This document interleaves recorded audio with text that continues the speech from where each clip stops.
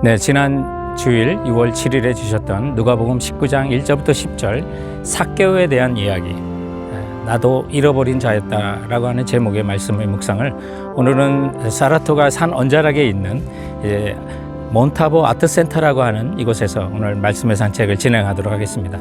이것은 집에서 갖고 와서 저도 자주 산책에 오는 장소긴 하는데요.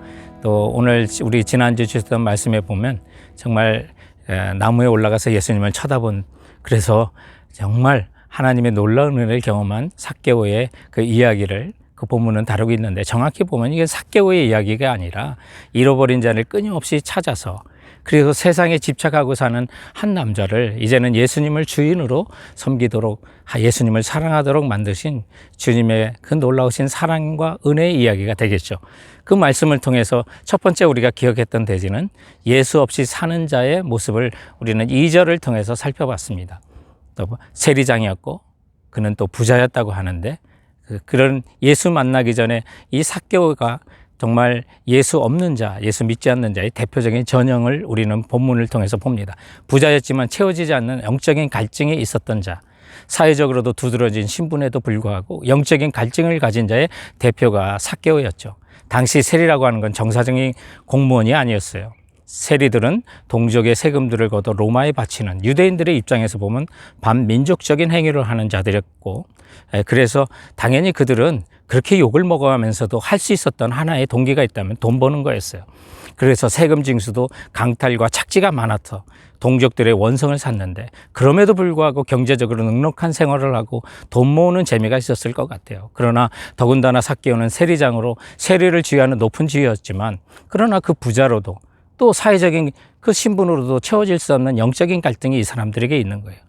정말 우리가 이걸 보면 예수님 만나기 전에 이 삭개오는 정말 대표적으로 예수 믿지 않는 자의 심령을 보여주는 거고요. 오늘날도 우리가 돈이 있고 남부럽지 않는 사회생활을 하고 있어도 정말 믿음이 없으면, 또 예수님이 진정으로 우리 주인의 마음의 심령의 주인이 되지 않으면 우리도 이런 공고함이 있고 갈증이 있는 거예요.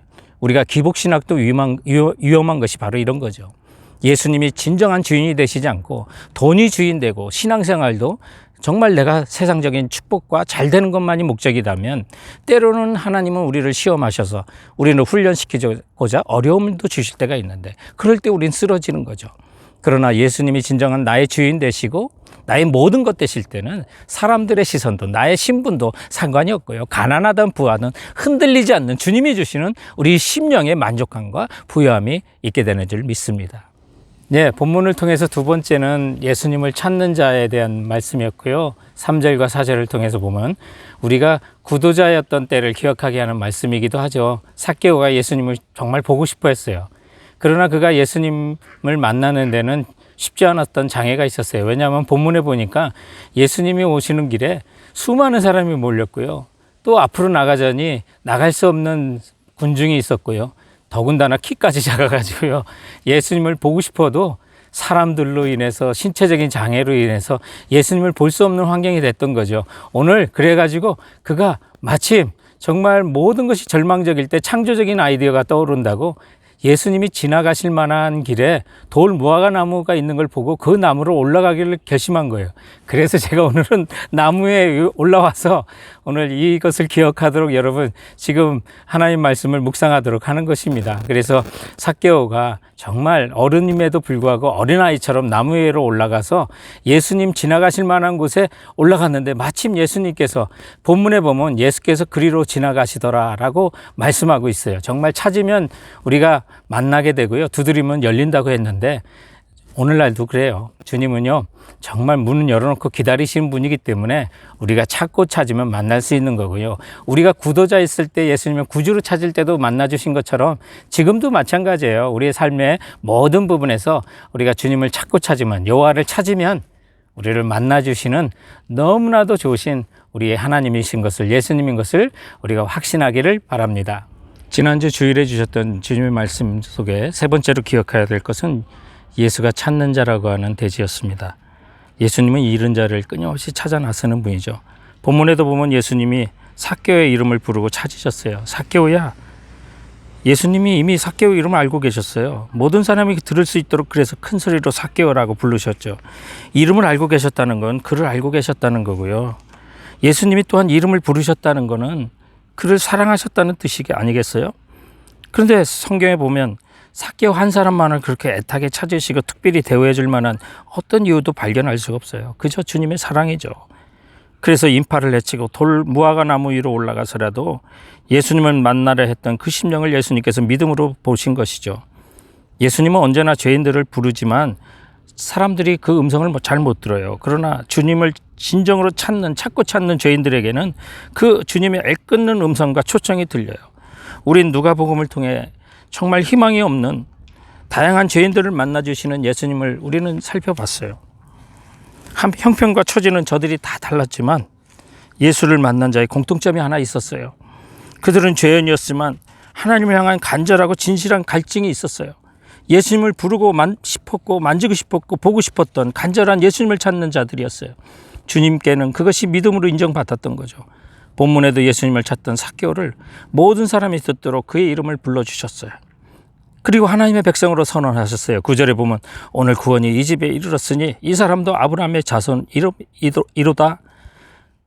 예수님이 무엇을 위해 이 세상에 오셨는지를 오늘 이 본문을 통해서 선언하시는 거죠.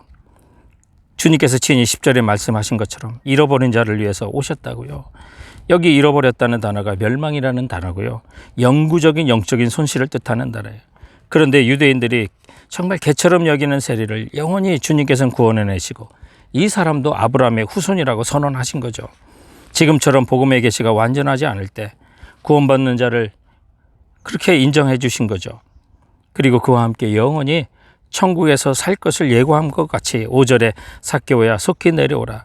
내가 오늘 내 집에 유하여야 하겠다라고 말씀하시고 그래서 그를 가족으로 받아주시고 임마누엘 되셔서 영원히 그와 함께 해주시는 은혜를 주심을 예표하고 있는 거예요.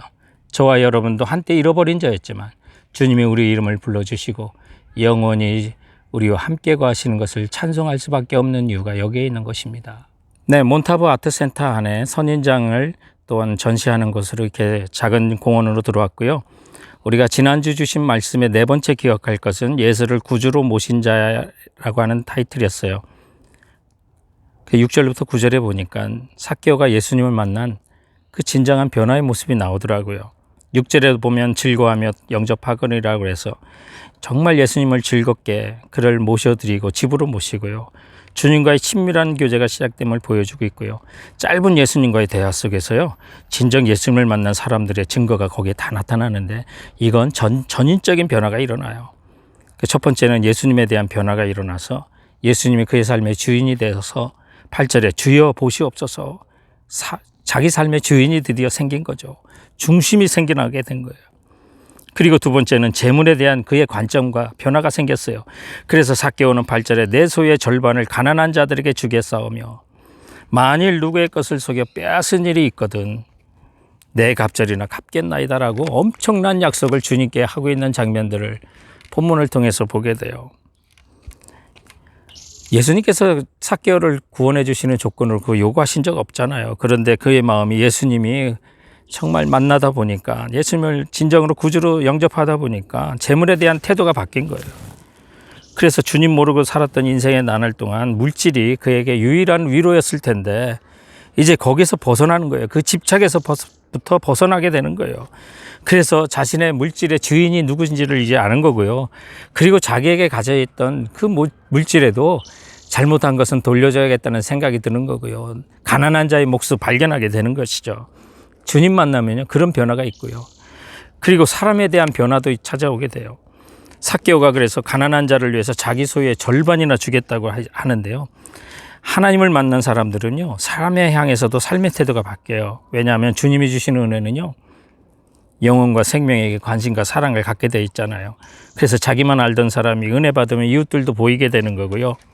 기도할 마음들이 생기게 돼서 자기만을 위해서 기도한 사람이 이웃들을 위해서 기도하게 되는데 그것이 정말 하나님이 주시는 은혜고요.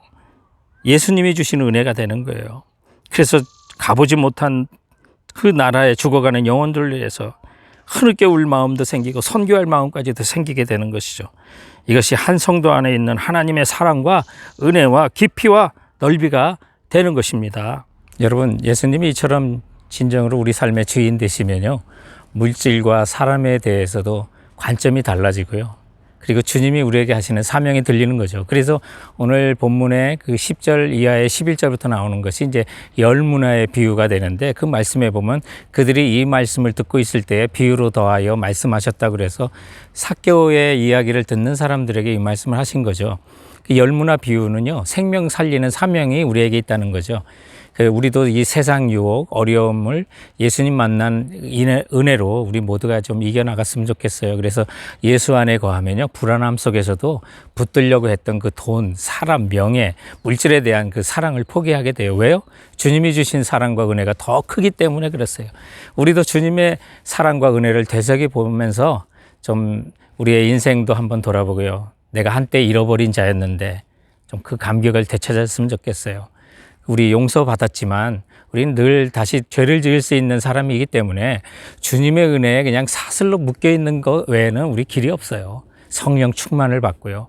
나도 한때는 소망 없는 자여 잃어버린 자였는데 주님 구원해 주셔서 감사합니다. 나 같은 죄인 살려주신 주님의 은혜에 고맙습니다 라고 날마다 고백하며 나가는 우리 성도들 되시기 바랍니다. 자, 그럼 이번 한 주간도요, 주님의 주신 말씀으로 승리하시는 우리 모두가 되길 바랍니다. 감사합니다.